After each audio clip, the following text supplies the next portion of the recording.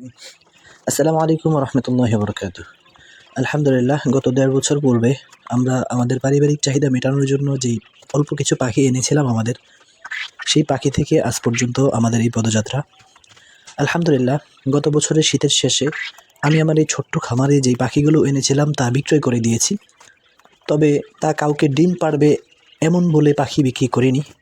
যাদের কাছেই পাখি বিক্রয় করেছি সবাইকে এই কথাই বলেছি যে এই পাখিগুলো থেকে আমরা প্রায় ৫ মাস যাবৎ ডিম নিয়েছি। ৫ মাস যেহেতু হয়ে গেছে তাই এই পাখিগুলো বিক্রয় করে দিচ্ছি। অর্থাৎ সামনে গরমের কাল, আর গরমের সময় সাধারণত কোয়েল পাখির চাহিদা অল্প থাকে, তাই পুরাতন পাখিগুলো বিক্রয় করে নতুন করে আবার পাখি উঠাবো এই চিন্তা করে পুরাতন পাখিগুলো সব বিক্রি করছি।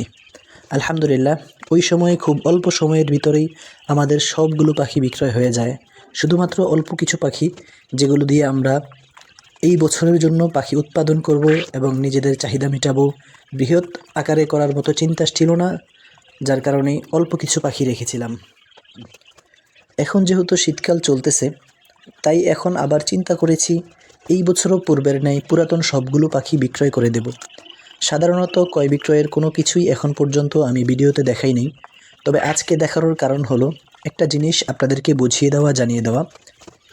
কোয়েল পাখি পালন করতেছি আজ ১.৫ বছর হয়ে গেছে, তবে দুঃখজনক বিষয় হলো আমি এখনও পর্যন্ত কোয়েল পাখি ধরতে পারি না।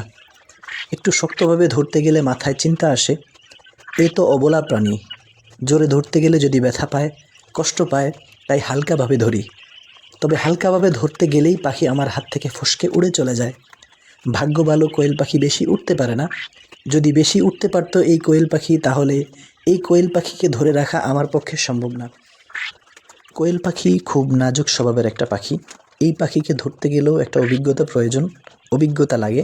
তবে এখনও পর্যন্ত আমি সেই অভিজ্ঞতা অর্জন করতে পারিনি। তবে ইনশাআল্লাহ খুব তাড়াতাড়ি সেই অভিজ্ঞতাও আমি অর্জন করে ফেলব। এখানে মাত্র ২০টা পাখি আমি বিক্রয় করেছি।